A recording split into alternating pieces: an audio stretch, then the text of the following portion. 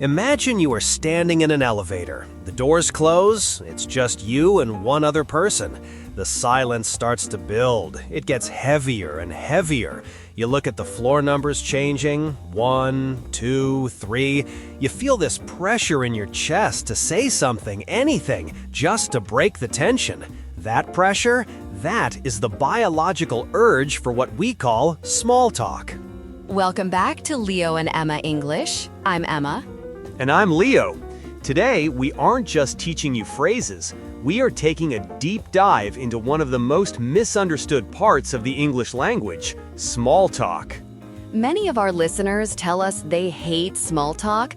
They think it's fake or superficial or just filler words. But today, we are going to prove that small talk is actually a critical survival skill. It is the code that unlocks social connection in the English-speaking world. Exactly.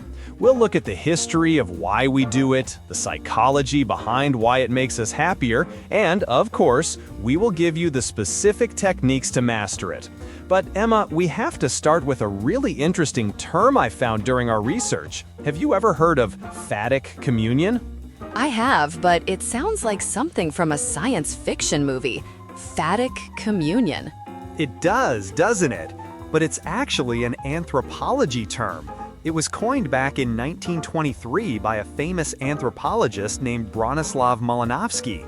He was studying how humans interact, and he realized something fascinating. He said that a lot of our speech isn't about sharing information at all. Right. If I say, "How are you?" I am usually not asking for a medical report. I don't actually need to know your heart rate or your blood pressure. Exactly. Malinowski defined phatic communion as language used purely to build social bonds. It's about signaling, I see you, I am friendly, and I am not a threat.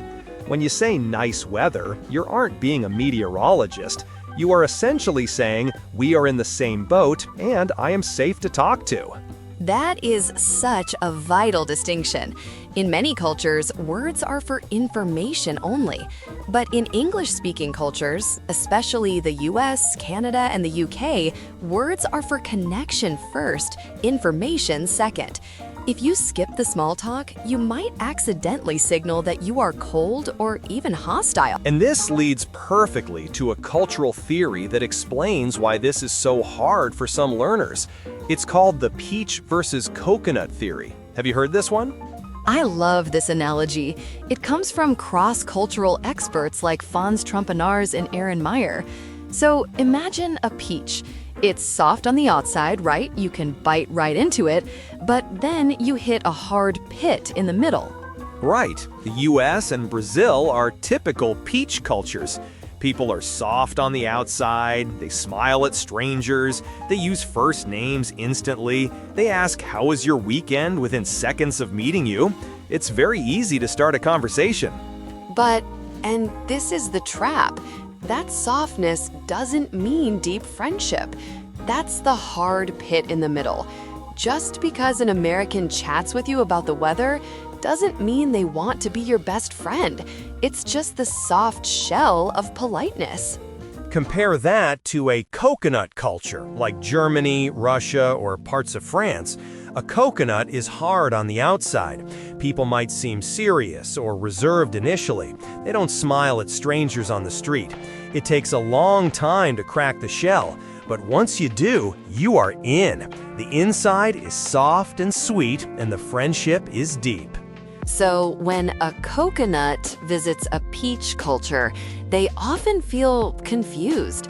They think the Americans are being fake because they are so friendly, but then don't invite them over for dinner. But it's not fake. It's just a different way of handling that social entry point.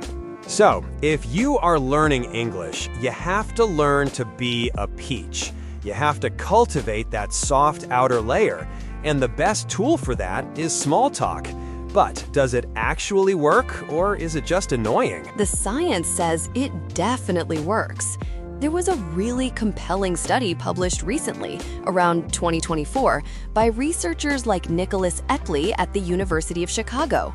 They ran experiments where they forced people to talk to strangers on trains and buses. That sounds like a nightmare for many people. I bet the participants predicted it would be awful. They did. They predicted it would be awkward and intrusive, but the results showed the exact opposite. People who engaged in small talk reported feeling significantly happier and more connected than those who sat in silence. It turns out even a 30-second chat about the weather gives us a hit of dopamine. It satisfies our need for belonging. So, small talk is basically a free happiness booster. Okay, let's get practical. We know why we should do it, but how do we do it without sounding awkward? We promised some real techniques. Right. We need a system. One of the best frameworks for beginners is the FORD method. It's an acronym, F-O-R-D. It stands for Family, Occupation, Recreation, Dreams. Let's break that down. F is for family. Now, you have to be careful here. In a business setting, you don't want to ask deeply personal questions immediately. But you can ask side questions, like, do you have any family in town? Or did you visit your parents over the holidays? Exactly. Keep it light. O is for occupation. This is the easiest one in America. What do you do? Or how long have you been working here? But Leo, here is a pro tip. Don't just ask the title, ask about the experience of the job. Ask, what's the busiest time of year for you? That gets a much better answer than just, I am an accountant. That's a great distinction. R is for recreation. This is my favorite. It's about hobbies, sports, movies, anything fun. This is where you find common ground. And D is for dreams, which sounds intense, but it really just means future plans. Are you planning any trips this summer? Are you hoping to see that new movie this weekend? It's about looking forward. Let's look at some real-life scenarios using this logic. Let's start with the classic, the morning greeting at work. This is where the peach culture really shows. You walk in, you see a coworker, you can't just nod and walk by. No, that would be seen as rude. So let's role-play a bad version first and then a good one. Leo, be the coconut who doesn't want to talk. Okay, I'm ready. Good morning, Leo. How are you? Fine. Ugh, that hurt. It physically hurt.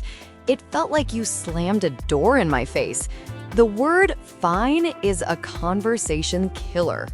Right, now let's try the peach version. The goal is to extend the interaction just a little bit. Same start. Hey, Leo. Good morning. How's your day starting?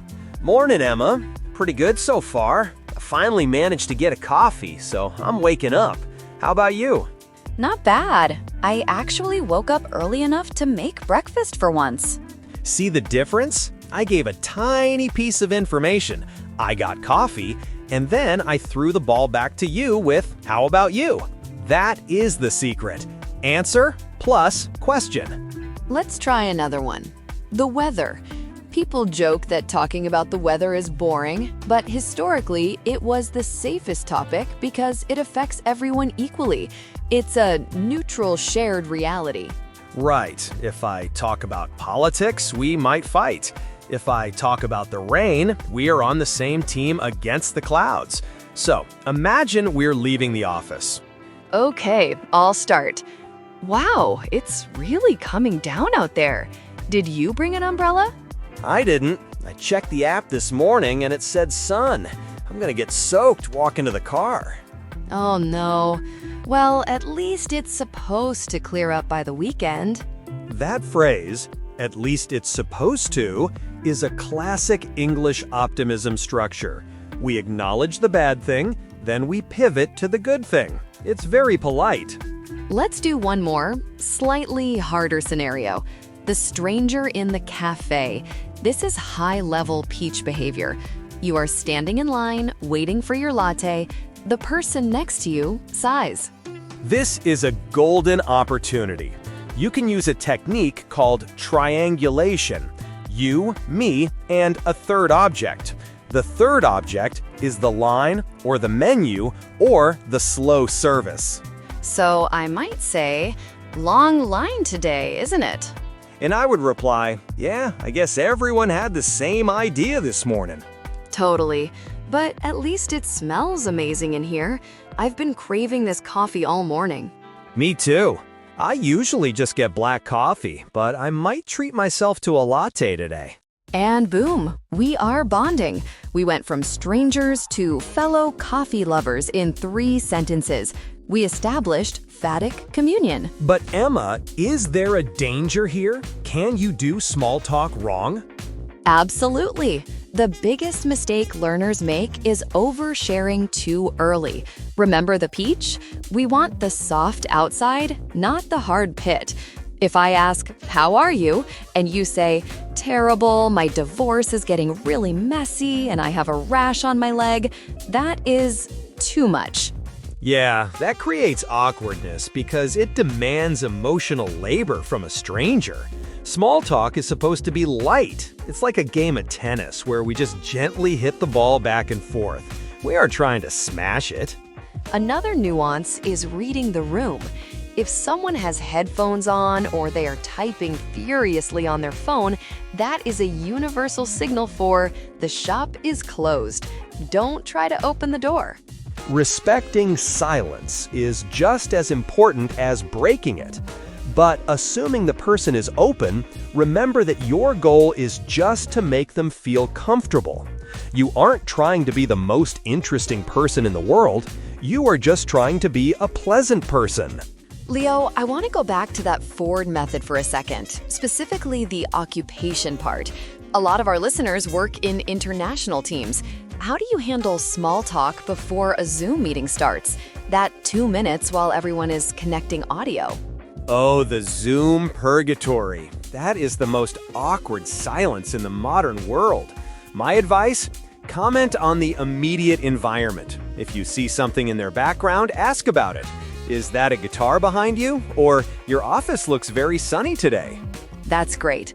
It anchors the conversation in reality. And if you can't see their background, asking about time zones is the classic global small talk. Is it evening for you yet? Or you're starting your day just as I'm ending mine?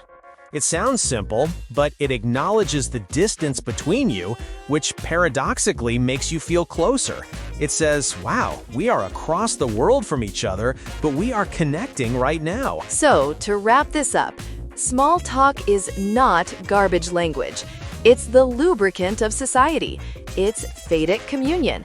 It's the peach softness that lets people know you are safe and friendly. And remember the science. It makes you happier. So next time you are in an elevator or a line or a Zoom waiting room, try it. Just 1 sentence. Long line, huh? Or great jacket. The worst that can happen is they don't respond much. But the best that can happen, you make a connection. You practice your English, and you might just make your day and their day a little bit brighter. That's it for today's deep dive. If you enjoyed this analysis, hit that subscribe button. We have a lot more topics coming up where we break down the hidden rules of English. And let us know in the comments, are you from a peach culture or a coconut culture? We love reading your stories. See you in the next episode. Bye, everyone.